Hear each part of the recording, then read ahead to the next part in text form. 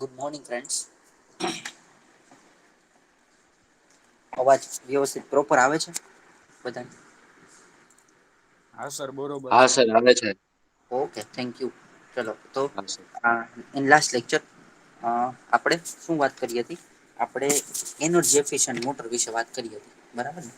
Okay, આપણે second chapter ચાલુ કરીએ છીએ, બરાબર. એમાં આપણે શું હતું તો કે ઇલેક્ટ્રિક એનર્જી જે છે એ 70% જેટલો એનો યુઝ થાય છે.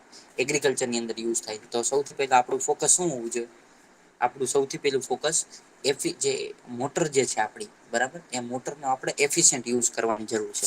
જે ઇન્ડક્શન મોટર વાઇડલી દરેક જગ્યાએ યુઝ થાય છે, તેનો યુઝ કરવાની જરૂર છે. Okay, so in this case, okay, આપણી પાસે આટલા ટાઈપના લોસીસ હતા. ઓકે, અને લોસીસ પરથી આપણે એ ફાઇન્ડ કરી શકીએ અથવા કરતા હતા કે એનું આઉટપુટ શું મળશે અથવા શું આપણે મળવું જોઈએ, એના વિશે આપણે વાત કરતા હતા. સો વિથ ધેટ આપણે આગળ વધીએ થોડા એની અંદર. હા, હવે સૌથી પહેલા આપણે લાસ્ટ ટાઈમ પેલાની ચર્ચા કરી હતી, તમને જો યાદ હોય તો. એક જ મિનિટ બતાવું ખ્યાલ આવશે.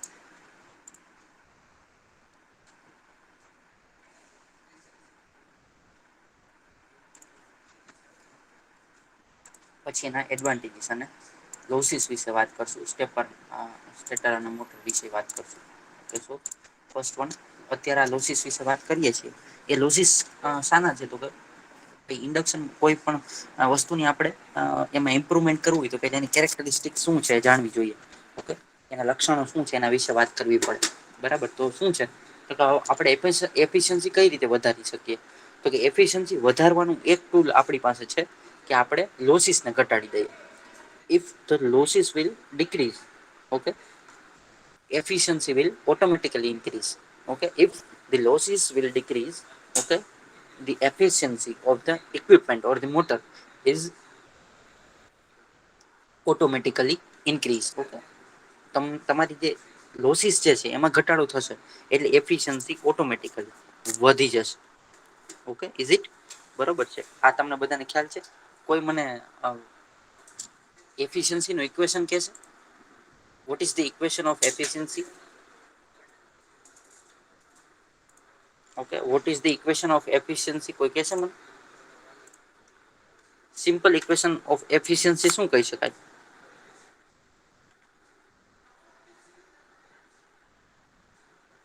હલો, હેન્ડ રેસ કરો જોઈએ. કોઈને ખ્યાલ છે એફિશિયન્સી નું ઇક્વેશન? સિમ્પલ ઇક્વેશન છે. કોઈ પણ જગ્યાએ વસ્તુ લાગુ પડે, મોટર માટે ખાલી નહીં, દરેક જગ્યાએ વસ્તુ લાગુ પડે. કોઈ કહેશે મને what is the equation of efficiency? Sir આપણે જેટલી એનર્જી વાપરી હોય હા હા, અને એના છેદમાં બધી એનર્જી ટોટલ. ઓકે ઓકે, અથવા તો સિમ્પલ લેંગ્વેજમાં આપણે કેવું તો શું કહી શકાય? આઉટપુટ અપોન ઇનપુટ, હા આટલું સર. કહી શકે બરાબર. હા સિમ્પલ વસ્તુ આપણે જે આઉટપુટ આપીએ છીએ, સોરી, આપણે જે ઇનપુટ આપીએ છીએ અને આપણને જે આઉટપુટ મળે છે એ બે વચ્ચેનો રેશિયો એટલે શું? Efficiency. Efficiency is equal to, okay, output, okay, upon input. Is it? સાચી વાત, બરોબર. ઓકે, હવે ઇનપુટ એટલે શું હકીકતે? બરાબર, ઇનપુટ એટલે શું એના વિશે વાત કરીએ. હવે ઇનપુટ એટલે જનરલી જોવા જઈએ ને, બરાબર, ઇનપુટ આપણે કહીએ તો એને શું કહી શકાય? તો કે ભાઈ એક ઇનપુટ એટલે શું? કોઈ હું સપ્લાય આપું એટલે શું થાય? મને આઉટપુટ મળે, બરાબર. પણ ઇનપુટ જેટલું જ આઉટપુટ ન મળે, એનાથી ઓછું મળે ને, બરાબર. આઉટપુટ મને મળે પણ ઇનપુટ જેટલું આપ્યું એનાથી ઓછું મળે. તો જેટલું ઓછું આઉટપુટ મળે છે એ શું થઈ જાય છે? આપણું લોસીસ થઈ જાય છે. Yes or no? યસ. બરાબર. ઇનપુટ એટલે તો હકીકત ઇનપુટ એટલે શું થયું? આઉટપુટ પ્લસ લોસીસ એટલે ઇનપુટ થયું ને, બરાબર. હું કોઈ ઇક્વિપમેન્ટને ઇનપુટ આપું છું, બરાબર, અને મને આઉટપુટ મળે છે. હવે ઇનપુટ જેટલું આઉટપુટ નથી મળતું, નહીંતર એફિશિયન્સી શું થઈ જાય? 100% થઈ. બરોબર, એવું નથી થતું. તો શું થાય છે? તો કે ભાઈ આઉટપુટ અને પ્લસ બીજી વસ્તુ, જે આઉટપુટ ઓછું મળે છે એ કોના કારણે? તો કે લોસીસ ના કારણે. એટલે હકીકત મારું ઇનપુટ શું થાય છે? તો કે આઉટપુટ પ્લસ લોસીસ. તો અહીંયા હું બીજું લખી શકું, output upon output plus losses. લખી શકાય? લખી શકાય? યસ ઓર નો? હા સર. Okay, output losses. હવે આમાંથી જો લોસીસ જ આપડા ઓછા થઈ જાય, લોસીસ ઓછા થઈ જાય તો આઉટપુટ અપોન આઉટપુટ એટલે આનો રેશિયો કેટલો આવે? 1 આવી જાય. જો રેશિયો 1 આવે એનો ગુણાકાર 100 સાથે કરીએ તો આપણી એફિશિયન્સી કેટલી થઈ જાય? 100% થઈ જાય. સાચું? ઓકે, લોસીસ જો 0 થઈ જાય તો, અથવા લોસીસ મિનિમમ થાય તો આપણે 90 એફિશિયન્સી મળતી હોય તેની જગ્યાએ 90 મળતી હોય આપણે એફિશિયન્સી, તો કેટલી મળવા માંડે? 95 અથવા 96 અથવા એનાથી વધારે મળવા માંડે. તો એફિશિયન્સીમાં વધારો થાય. જેટલો એફિશિયન્સીમાં વધારો થાય એટલું પાવર કન્ઝમ્પશન ઓછું, એવું કહી શકાય. અથવા તો બીજા શબ્દોમાં કહેવું હોય તો શું કહી શકાય?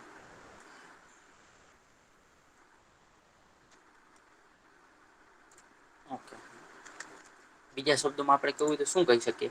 તો કે ભાઈ આઉટપુટ જેટલું સારું એટલું લોસીસ આપણને કેવા મળે છે? ઓછા મળે છે. બરાબર, ધેર ઇઝ અ રિડ્યુસ અથવા રિડક્શન ઇન લોસીસ. ઓકે, અને એનું એક પરફોર્મન્સ ચાર્ટ છે, એના વિશે આપણે થોડું જોઈ લે ખાલી. ઓકે, ખાલી ચાર્ટ એક છે. બરાબર, એમાં શું કહેવામાં, આપણે લાસ્ટ ટાઈમ આ ચર્ચા કરી હતી. શું કહેવા માંગે છે આની અંદર?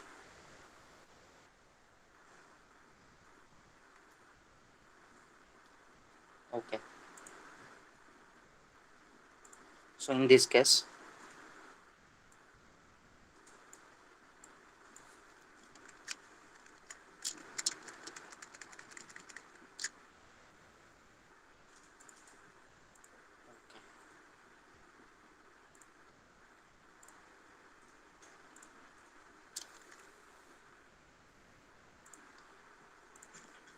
હવે એફિશિયન્સી છે ને આપણે ફૂલ લોડ ઉપર, આમ તો રેટેડ જે લોડ છે પર્સન્ટેજ લોડનું કેટલું છે? 100%.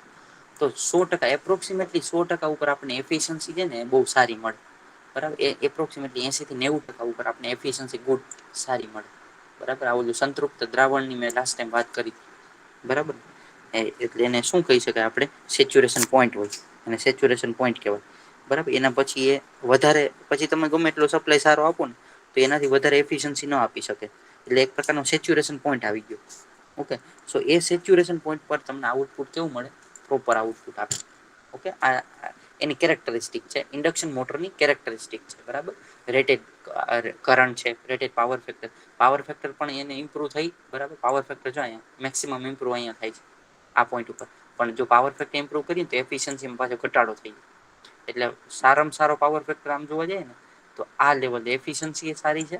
બરાબર, અને પાવર ફેક્ટર એ સારું છે. સ્લીપ છે, નો ડાઉટ સ્લીપ છે, પણ એ આઉટપુટ તો તમને, કારણ કે એ તો એની રનિંગ કન્ડિશન છે એટલે સ્લીપ તો મળવાની જ છે. ઓકે, પણ આઉટપુટ સારું મળે. ઓકે, આ આપણે બીએચ કહું લાસ્ટ ટાઈમ જોયું હતું, યાદ છે બધાને? બીએચ કહું આપણે લાસ્ટ ટાઈમ જોયો તો યાદ છે? હા સર. ઓકે, બીએચ કહું છું. હવે કોઈ મને કહેશે? થોડું ઘણું કહેશે, વધારે આપણે નથી પેલું કરવું. થોડું ઘણું ખાલી આપણે લાસ્ટ ટાઈમ જે વાત કરી એના વિશે જ વાત કરવાની છે. કહેશો કોઈ મને?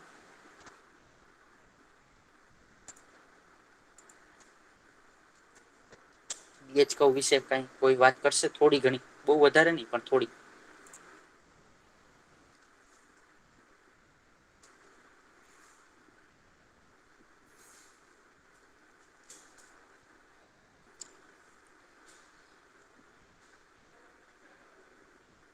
Yes or no? હલો, કહેશે કોઈ? કોઈ થોડી ઘણી ચર્ચા કરશે?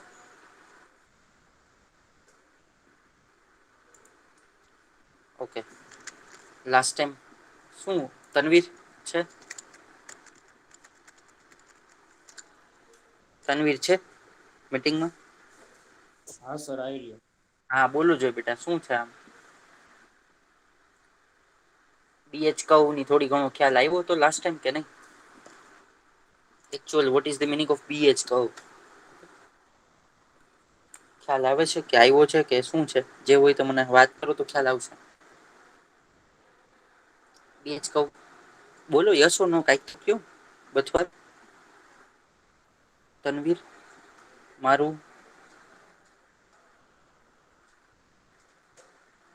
બોલું? યસ ઓર નો તો કયો, ખ્યાલ આવે છે કે નહીં તો કયો ને, તો હું તમને ના આ તમે ઓલરેડી હે ખ્યાલ નથી આવતો. ઓકે, બીએચ કહું આપણે લાસ્ટ ટાઈમ મેં તમને ભણાવ્યું હતું ત્યારે તમને એમાં ક્યાંક ખ્યાલ આવ્યો હતો કે શું હતું એમ? એ ઇમ્પોર્ટન્ટ છે. થોડી ઘણી ખબર પડી કે નહીં? What is the sir meaning of અત્યારે પાછું બીએચ રિપીટ કહું? કરી. હા, એકવાર રિપીટ કરી દે. ચલો, હા એ બરાબર છે. ગુડ.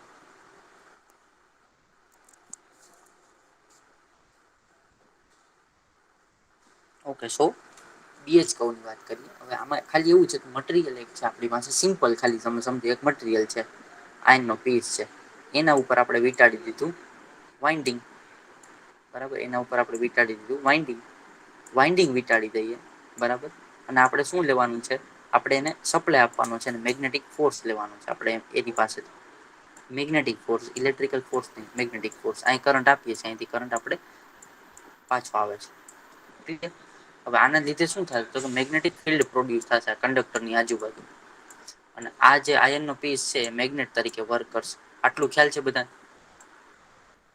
હા સર બરાબર હવે આવું હોય બરાબર મેગ્નેટિક આપણે મારી પાસે પાણીનું બીકર એક હોય બરાબર પાણી છે ચલો તો આ પાણીની કઈ ઘનતા હોય ને કે ન હોય એ કઈક માસ તો રોકે કે ન કોઈ જગ્યા તો રોકે કે ન રોકે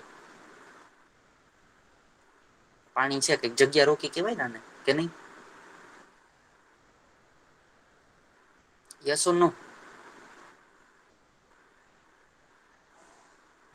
જવાબ આપશો તો ઇન્ટરેક્ટિવ સેશન થશે નહીતર પછી હું ભણાવ્યા કરીશ ને તમે લાસ્ટ ટાઈમ આ ચર્ચા કરી હતી કોઈને યાદ નથી એટલે હું તમને કઉ છું જે ઇન્ટરેક્શન કરશે ને એને યાદ રહી જશે એ વાત પાકી છે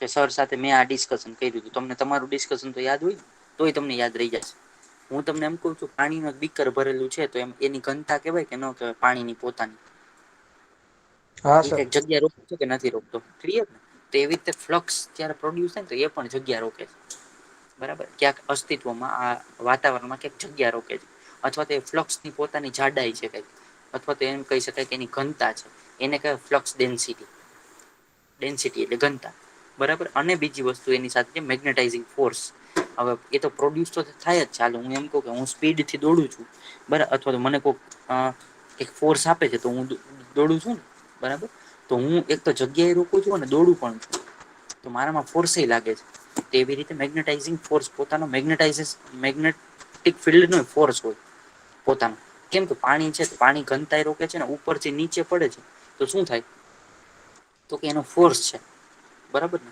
એવી રીતે મેગ્નેટિક ફિલ્ડ ન ફોર્સ હોય નો ડાઉટ કે ફરી નથી શકતું અને એને ફેરવવું હોય તો આપણે ફેરવી પણ શકીએ બરાબર તમે ફોર્થ સેમેસ્ટરમાં જોયું હશે ઇન્ડક્શન મોટર તમે ભણો કે પછી સ્ક્રલ કે ઇન્ડક્શન મોટર ભણો કે કોઈ પણ વસ્તુ ભણો મેગ્નેટિક ફોર્સ ના લીધે જે ફરે છે બરાબર એને ફિલ્ડના ઇન્ટરેક્શનને લીધે ફરે છે બરાબર તો એનું આઉટપુટ તમને મળે છે હવે આ આઉટપુટ શું છે આઉટપુટ છે શું એકચુઅલમાં આ આઉટપુટ એકચુઅલમાં મેગ્નેટિક અથવા મેગ્નેટાઈઝિંગ ફોર્સ છે તો એની જાડાઈ અને ફોર્સ આ બે વચ્ચેની કમ્પેરિઝન કરતો કવ છે હવે કવ શું કેવા માંગે છે એની વાત કરીએ તો કે જયારે આપણે સપ્લાય આપીએ ને એક સમય સુધી એમાં ફ્લક્સ ડેન્સિટી બી માં વધારો થાય બરાબર વધારો થાય પછી એક સેચ્યુરેશન પોઈન્ટ આવી જાય એ ઉપર સેચ્યુરેશન પોઈન્ટ આવી જાય ને પછી એ પાછો ઘટતો જાય બરાબર અને પાછો માઇનસમાં ફોર્સ લાગે બરાબર કોર્સિવ ફોર્સ કહેવાય પછી ઓપોઝિટ ડિરેક્શન કારણ કે આપણે એને એસી સપ્લાય આપીએ એટલે ઓપોઝિટ ડિરેક્શનમાં ફોર્સ પ્રોડ્યુસ થવાનો વળી પાછો ઈ ઉપર આવે પછી વળી પાછો એમાં વધારો થાય એટલે આ પ્રોસેસ ચાલુ જ રહી બરાબર એટલે આ ઝડપથી આ બીજી વસ્તુ કેવી ને તો શું કહી શકાય આપણે મોટર ને ફેરવીએ સપ્લાય પેલા ત્યારે ધીમી ફરતી હોય ને ધીમી ફરે પછી ફૂલ સ્પીડે ફરે પછી તમે સપ્લાય લઈ લ્યો તો શું થાય તરત જ બંધ થઈ જાય ડિસ્ક બ્રેક લાગી જાય એવું જ નથી થતું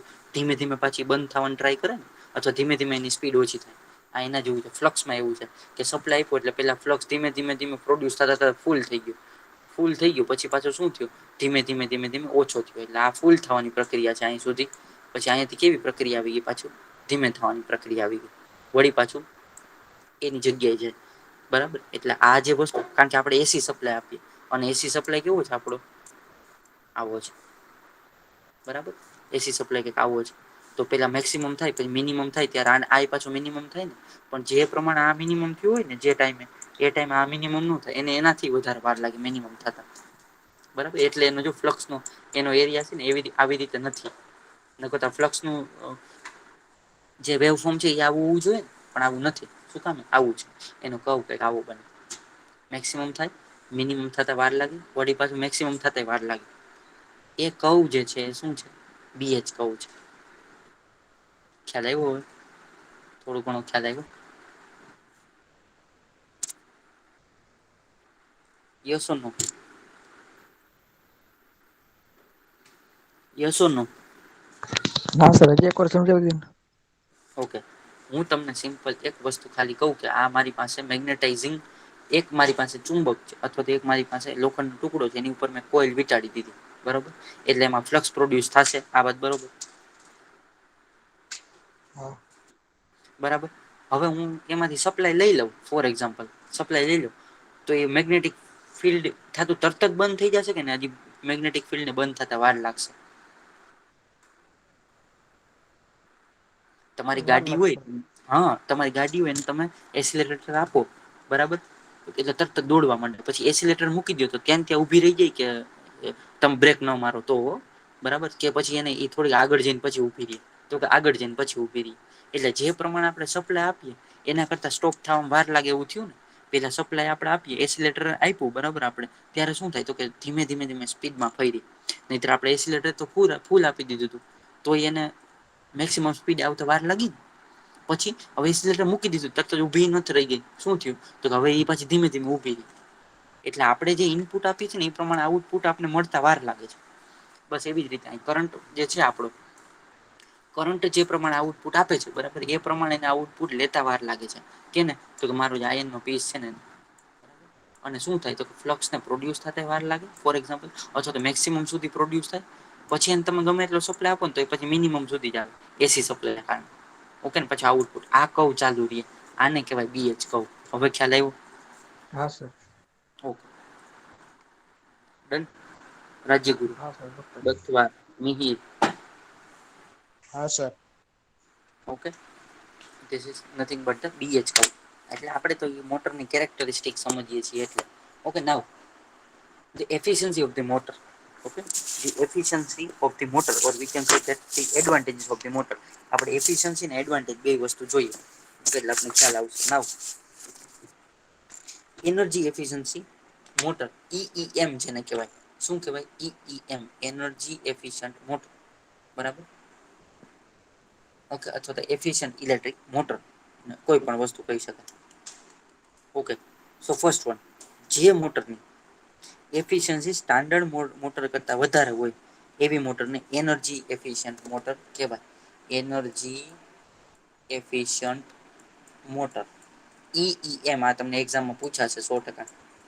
બરાબર, EEM એને શું કહેવાય? EEM, energy efficient motor. Okay, so what is the meaning of this? Okay, efficiency is more than the standard motor. Standard motor કરતા જેની એફિશિયન્સી વધારે હોય એને એનર્જી એફિશન્ટ મોટર કહેવાય. ઓકે, જેની ડિઝાઇન બરાબર, જેની ડિઝાઇન કઈ રીતે થઈ હોય? કોમ્પ્યુટર દ્વારા ડિઝાઇન કરવામાં આવી હોય, સારું ઇલેક્ટ્રિક મેગ્નેટિક ફિલ્ડ હોય. ઓકે, અને વધારે ગુણવત્તા વાળું મટીરિયલ યુઝ કરેલું હોય. બરાબર, good electric and magnetic circuit. બરાબર, એના સિવાય હાઈ ક્વોલિટી મટીરિયલનો યુઝ કરેલો હોય એના માટે જરૂર પડે. ઓકે, તો EEM પ્રકારની આવી જે મોટર જે છે એની એફિશિયન્સી સ્ટાન્ડર્ડ મોટર કરતાં કેટલી વધારે હોય? 3 થી લગભગ 6% જેટલી એની એફિશિયન્સી વધારે હોય. ઓકે, અને એની કિંમત લગભગ 15 થી 20% જેટલી વધારે હોય. ઓકે, એટલે હું એમ કહું કે એક કોઈ મોટર 10,000 રૂપિયાની કોઈ મોટર આવે છે બરાબર, તો એપ્રોક્સિમેટલી એ 11,500 થી 12,500 સુધીની તમારી જે એનર્જી એફિશન્ટ મોટર હોય ને આવે, પણ એની એફિશિયન્સી 3 થી 6% જેટલી વધારે હોય. જે સ્ટાન્ડર્ડ મોટર આવે ને એના કરતા વધારે હોય. તો એવી મોટરને શું કહેવાય? એનર્જી એફિશન્ટ મોટર કહેવાય. એટલે એમાં શું શું યુઝ કરેલું હોય તો કે સ્ટાન્ડર્ડ મોટર કરતાં એની એફિશિયન્સી વધારે હોય, કોમ્પ્યુટર ડિઝાઇનિંગ કરેલું હોય, ઇલેક્ટ્રિક ને મેગ્નેટિક એની અંદર સર્કિટ ના મટીરિયલ સારી રીતે યુઝ કરેલા હોય. બરાબર, હાઈ ક્વોલિટી મટીરિયલનો યુઝ કરેલો હોય. ઓકે, ધેન એફિશિયન્સી 3 થી 6% જેટલી એની વધારે હોય. પણ એક જ વસ્તુ, કોસ્ટ એની કેટલી હોય? 15 થી 25% જેટલી વધારે હોય. એટલે તમે કોઈ વસ્તુને 100 રૂપિયાની ખરીદો ને, મોટર 100 રૂપિયાની હોય ને, તો તમે આ EEM મોટર ખરીદવા તો કેટલાની થાય? 115 રૂપિયાથી લઈ અને 125 રૂપિયાની થાય. ખ્યાલ આવ્યો? ઓકે, પણ એની સામે 3 થી 6% જેટલી તમને એફિશિયન્સી પણ વધારે આપે. એટલે 90% એફિશિયન્સી આવતી હોય ને તો એની જગ્યાએ તમને 95 થી 96% જેટલી એફિશિયન્સી મળે. ઓકે, એ તમારું એક વર્ષની અંદર તમારું બિલિંગ જે આ 100 ની મોટર જે 125 વધારે દેવા પડ્યા ને, ₹25 વધારે દેવા પડ્યા. એ તમારું એક વર્ષની અંદર એપ્રોક્સિમેટલી એક વર્ષની અંદર તમને રિટર્ન પાછું મળી જાય. ₹25 વધારાના છે ને પાછા મળી ગયા. 100 એ ₹25. ઓકે, સો એમની સ્લીપ કેવી હોય એક એ વસ્તુ જે છે, બરાબર. એનું જે સ્લીપ જે છે, સ્લીપ નો રેશિયો કેવો હોય અથવા સ્લીપ એની કેવી હોય, ઓછી હોય.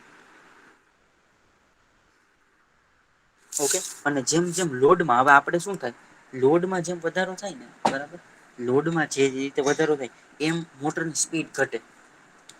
નોર્મલ મોટર ની અંદર શું હોય તો કે લોડમાં વધારો થાય ને, હવે હું એમ કહું કે ભાઈ એક મોટર ચાલે છે, હવે એની ઉપર હું કોઈ પ્રેશર આપું છું એટલે એની સ્પીડમાં તો ઘટાડો થવાનો જ છે. સ્પીડમાં વધારો ઘટાડો થાય એટલે સપ્લાય વધારે લેવાનું છે. ઓકે, તો એના માટે અહીંયા શું છે, જે એનર્જી એફિશિયન્ટ મોટર છે એની સ્લીપ ઓછી છે, પ્લસ બીજું લોડમાં વધારો થાય ને તો એ પ્રમાણે સ્પીડ એની ઓછી ઘટે. એટલે લગભગ મેન્ટેન સ્પીડ જ રહે, ઘટે નહીં, તો એનો ફાયદો મળે.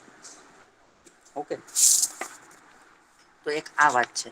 નેક્સ્ટ આપણે જોઈએ તો એના એડવાન્ટેજીસ છે. શું એડવાન્ટેજીસ છે એના વિશે વાત કરીએ. ઓકે, એફિશિયન્સી વધારે છે. Okay, efficiency is very good or high. Efficiency વધારે છે.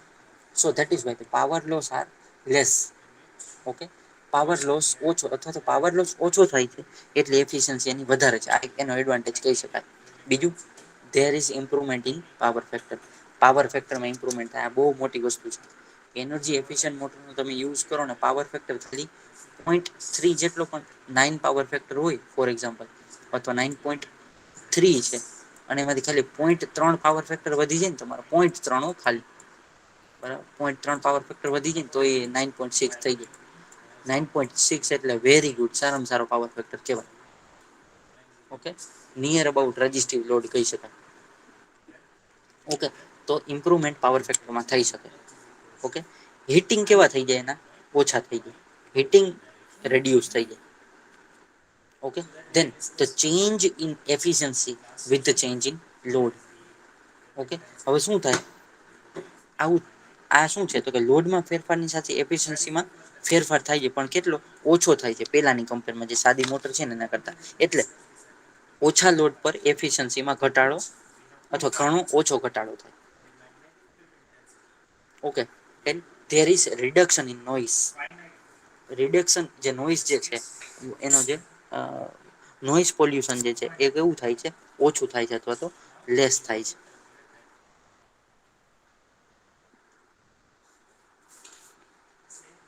Okay, and the last one, effect of the change in load is less.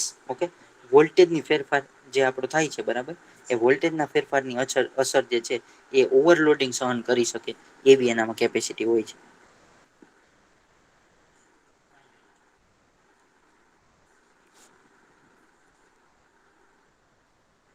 Clear?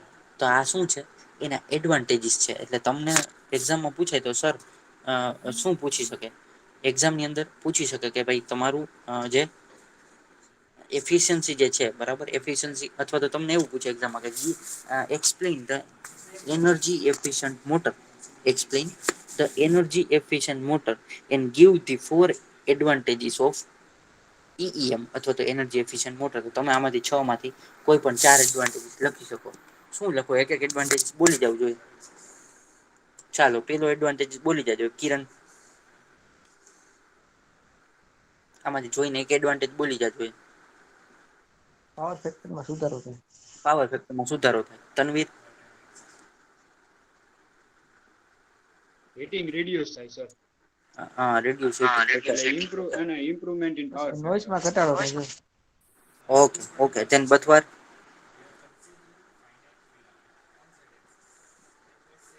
Bathwar? હા સર. સર નોઈસમાં વધારો થાય. ઓકે, ભૌમિક? સેટ ભૌમિક?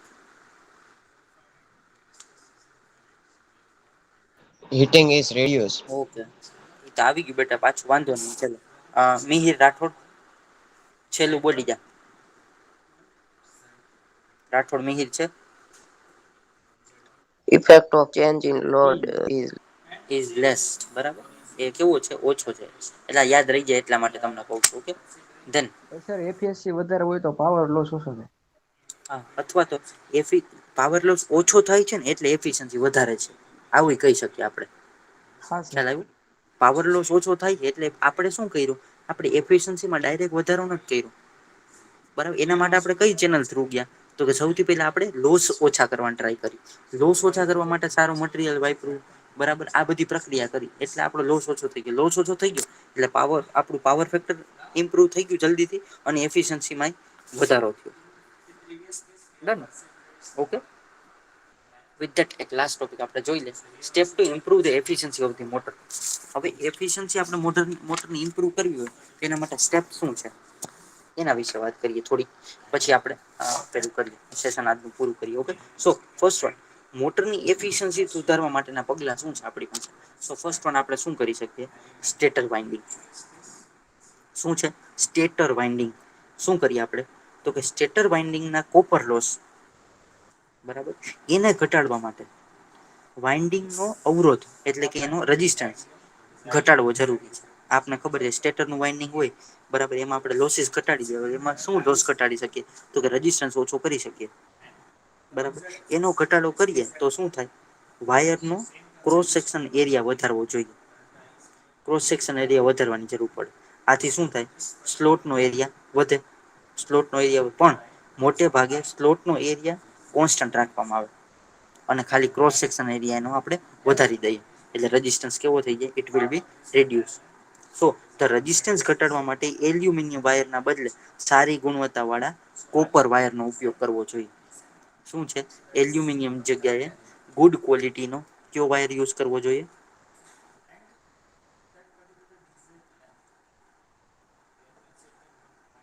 કોપરનો વાયર યુઝ કરવો જોઈએ. ક્લિયર? આ પહેલી વાત. બીજું જોઈએ, આ તો એફિશિયન્સી ઇમ્પ્રુવ કરવા માટેની વાત કરીએ છીએ આપણે. ઓકે. સો રોટર વાઇન્ડિંગ, સેકન્ડ વન છે rotor winding. Rotor copper loss ઘટાડવા માટે પણ વધારે ક્રોસ સેક્શન એરિયા વાળો કોપરનો વાયર યુઝ કરવો જોઈએ. હવે ક્રોસ સેક્શન એરિયા આપણે વધારે યુઝ કરીએ તો એને કોઈ એક ડિસએડવાન્ટેજીસ કેશે, શું છે? ચાલો એફિશિયન્સી કરવા માટે કરી દીધું, ચલો વાંધો નહીં. કોપર અથવા વાયરનો ક્રોસ સેક્શન એરિયા વધારે કરીએ તો એનાથી એક આપણને ડિસએડવાન્ટેજ શું છે, બહુ નાનો ડિસએડવાન્ટેજ છે, કહેશે કોઈ?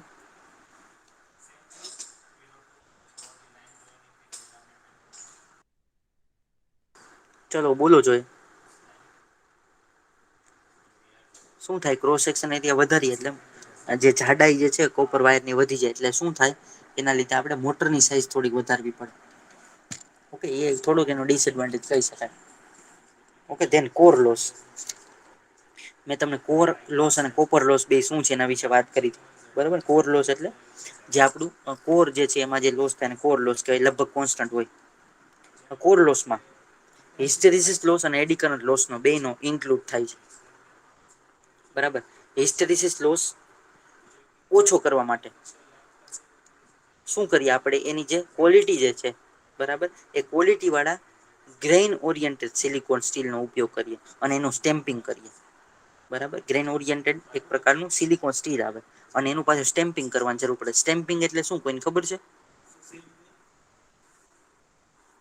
હું એમ કહું, મેં એક સાથે 10 કાગળિયાના સ્ટેપલ કરી દીધા, ભેગા કર્યા એટલે એક કાગળ જેવું આપને લાગે ને, બરાબર, જાડો એક કાગળ હોય એવું લાગે. એનું મિનિંગ શું, કે આપણે સ્ટેમ્પિંગ કરવું એટલે પાતળી પાતળી પટ્ટી હોય સિલિકોનની, એને ભેગી કરી દેવાની. ભેગી કરીને એક જાડું મટીરિયલ બનાવવાનું. આવું કરીએ ને તો હિસ્ટેરિસિસ લોસ કેવો થઈ જાય, ઓછો થઈ જાય. એડી કરંટ લોસ, એના માટે આપણે શું કરી શકીએ, તો કે લેમિનેશનની જાડાઈ, બરાબર, એ કરંટના વર્ગના પ્રમાણમાં આપણે બદલવી પડે. આથી લેમિનેશનની જાડાઈ વધે ને, લેમિનેશન આપણે લગભગ લેમિનેશન કેનું કરીએ, માઇકાનું કરીએ, ઇન્સ્યુલેશન લેમિનેશન, અથવા તો વાર્નિશ કરી દઈએ, તો એની જાડાઈ વધારે રાખવી જોઈએ, તો હિસ્ટેરિસિસ એડી કરંટ લોસ છે આપણા ઓછા થાય. અને કોરની લંબાઈ, બરાબર, વધારવાથી ફ્લક્સની ડેન્સિટી ઘટે અને એના લીધે કોર લોસ છે જે એ પણ ઘટે, એટલે આપણે કોરની લંબાઈ પણ વધારવી જોઈએ. કોરમાં આટલું કરવાનું. અને વાઇન્ડિંગ વિન્ડેજ લોસ, બરાબર. વિન્ડેજ લોસની અંદર શું થાય, તો કે આ લોસ આ લોસને ઘટાડવા માટે આપણે શું કરી શકીએ?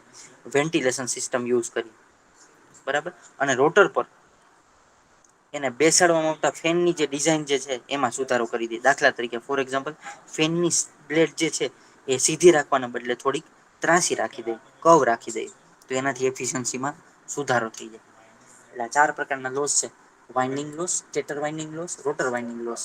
આ બે સ્ટેટર અને રોટરના વાઇન્ડિંગ થઈ ગયા. વાઇન્ડિંગ હોય એટલે ત્યાં એલ ની જગ્યાએ એલ્યુમિનિયમ જગ્યાએ કોપરનો યુઝ કરવાનો, બરાબર. કોપરનો યુઝ કરીએ. કોર લોસમાં આપણે શું કરી શકીએ? કોર લોસની અંદર આપણે હિસ્ટેરિસિસ લોસ, હિસ્ટેરિસ લોસ એટલે BH કહું મેં વાત કરી, અને બીજું eddy current loss. Hysteresis loss માટે આપણે સ્ટેમ્પિંગ કરેલું કોર વાપરી શકીએ, અને આના માટે આપણે લેમિનેશન કરી શકીએ. અને વિન્ડેડ લોસ માટે આપણે ફેનની જે બ્લેડ જે છે એને આપણે કવ બ્લેડ કરી દઈએ, તો આપણે આઉટપુટ મળી જાય. ઓકે, આટલું થઈ શકે. ઓકે, સો આજે આપણે જે 3 વસ્તુ ડિસ્કસ કરીએ, 3 વસ્તુ કઈ કઈ હતી એના વિશે આજે આપણે ચર્ચા, આપણે 4 વસ્તુ ડિસ્કસ કરી. પરફોર્મન્સ કેરેક્ટરિસ્ટિક ઓફ આ લગભગ આઈ હોપ બધાને સમજાઈ ગયું હશે. ઓકે, એકવાર હું તમને પાછું પ્રેઝન્ટ કરી દઉં એટલે ખ્યાલ આવશે.